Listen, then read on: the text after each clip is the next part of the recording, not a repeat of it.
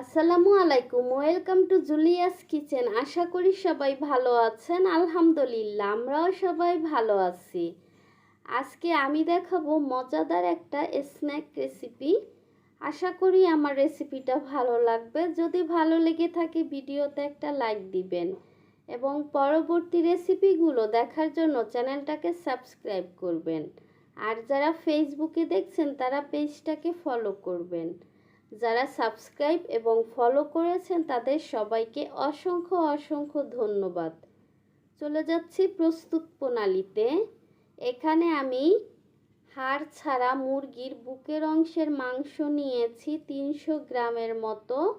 মাংসটাকে আমি এইভাবে লম্বা লম্বা করে কেটে নিয়েছি এবং ধুয়ে পরিষ্কার করে নিয়েছি। দেখুন এইভাবে লম্বা করে আমি কেটে নিয়েছি। এখন আমি এর মধ্যে দিয়ে দিব, এখানে আমি নিয়েছি 1 চা চামচ পরিমাণে কালো গোলমরিচ গুঁড়া, 1 চা চামচ পরিমাণে সিজনিং লাল মরিচ গুঁড়া নিয়েছি আমি 1 চা চামচ পরিমাণ, এবং চিলি ফ্লেক্স নিয়েছি 1 চা চামচ পরিমাণ,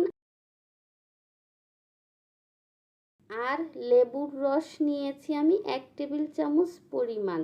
এখন সব মশলাগুলো আমি এখানে দিয়ে দিচ্ছি।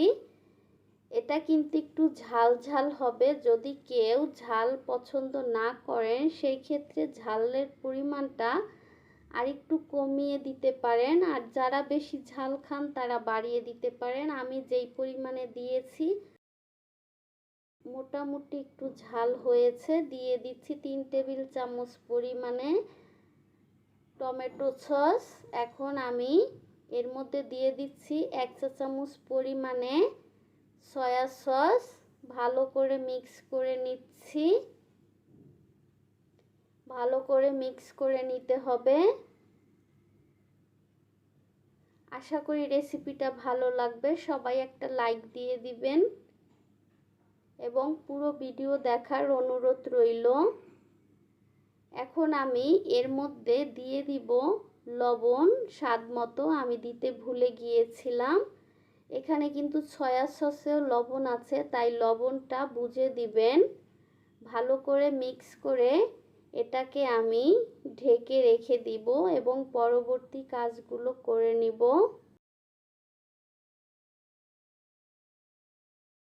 এটাকে ঢেকে রেখে দিচ্ছি। চলে যাচ্ছি পরবর্তী কাজে। এখন আমি চুলায় প্যান বসিয়ে দিয়ে দিচ্ছি 1 টেবিল চামচ পরিমাণে অলিভ অয়েল। যে কোনো রান্নার তেলেই দিতে পারবেন। দিয়ে দিচ্ছি পেঁয়াজ কুচি।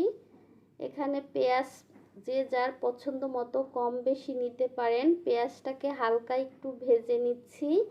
ভেজে নিয়ে এর মধ্যে আমি দিয়ে দিচ্ছি রসুন কুচি। কেউ চাইলে রসুন পেস্টও দিতে পারেন। এখন আমি রসুনটাকেও একটু ভেজে নিচ্ছি। একটু ভেজে নেওয়ার পরে সুন্দর একটা গন্ধ বের হবে।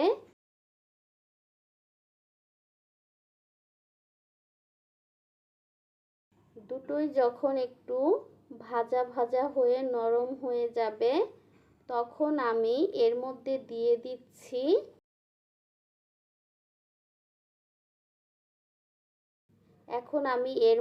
দিয়ে দিচ্ছি কিছু গাজর।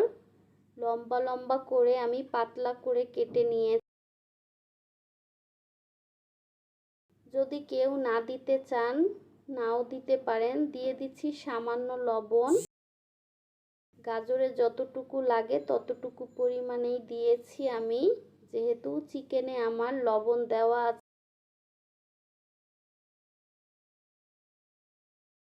ম্যারিনেট করে রাখা চিকেন ভালো করে এটাকে নেড়েচেড়ে আমি রান্না করে নিব। আমি এক্সট্রা কোনো পানি দিব না। চিকেন থেকেই যেই পানিটা বের হবে সেটা দিয়েই আমি চিকেনটাকে সিদ্ধ করে নিব। এই নাস্তাটা কিন্তু আপনারা বাচ্চাদেরকে সকাল বিকেল অথবা স্কুলের টিফিনেও দিতে পারেন। ছোট বড় সবাই খেতে পারবে। দেখুন চিকেন থেকে পানি বের হয়েছে। আমি একেবারে শুকিয়ে ফেলবো না, একটু ভিজা ভিজা থাকা অবস্থায় আমি এটাকে নামিয়ে ফেলবো। দেখুন এটা হয়ে গিয়েছে, মাংসটা সিদ্ধ হয়ে গিয়েছে, এটা রেডি। এখন আমি এটাকে নামিয়ে ফেলবো।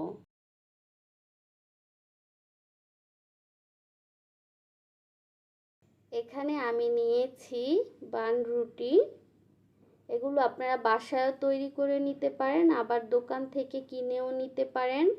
চাইলে আপনারা রুটিটাকে একটু ছেঁকে নিতে পারেন, আবার না ছেঁকেও খাওয়া যাবে, অসুবিধা নাই। যদি ছেঁকে নেন তাহলে একটু ক্রিস্পি ভাব হবে। এটা আপনারা আগেও করতে পারেন, আবার চিকেন দেওয়ার পরেও কোনো একটা মোটা তলা নিযুক্ত প্যানে দিয়ে এটাকে লো আছে একটু গরম করে নিতে পারেন। ওভেন থাকলে ওভেনে দিতে পারেন, না দিলেও অসুবিধা নাই। এখন আমি এইভাবে কেটে মাঝখানে চিকেনগুলো দিয়ে দিচ্ছি। খুবই ঝটপট একটা নাস্তার রেসিপি, বাচ্চারা খেতে কিন্তু পছন্দ করবে এইভাবে দিলে, আর বড়রাও কিন্তু পছন্দ করে। আপনারা চাইলে যদি ক্যাপসিকাম থাকে তাহলে রান্নার সময় কিছু ক্যাপসিকামও কুচি করে দিয়ে দিতে পারেন।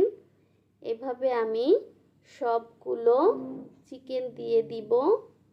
আসলে এইসব খাবারগুলো আমরা বাসায় তৈরি করে খেলেই ভালো স্বাস্থ্যের জন্য। খুব ঝটপট তৈরি হয়ে গেল মজাদার একটা স্ন্যাক। আর দেখবেন বাচ্চারা কিন্তু চিকেন জাতীয় খাবার খেতেই বেশি পছন্দ করে। এখন আমি উপরে দিয়ে দিচ্ছি একটু সস। আপনারা চাইলে এই সময়টাতেও সব কিছু দেওয়ার পরে চুলায় দিয়ে একটু গরম করে নিতে পারেন, আবার না দিলেও হবে, চিকেনটা গরম আছে। আশা করি রেসিপিটা ভালো লেগেছে। যদি ভালো লেগে থাকে লাইক, কমেন্ট এবং শেয়ার করবেন ফ্যামিলি ফ্রেন্ডসদের সাথে, এবং চ্যানেলটাকে সাবস্ক্রাইব করবেন। যে যেখানে থাকেন ভালো থাকেন, সুস্থ থাকেন, আমারও আমার পরিবারের জন্য দোয়া করবেন। আল্লাহ হাফেজ।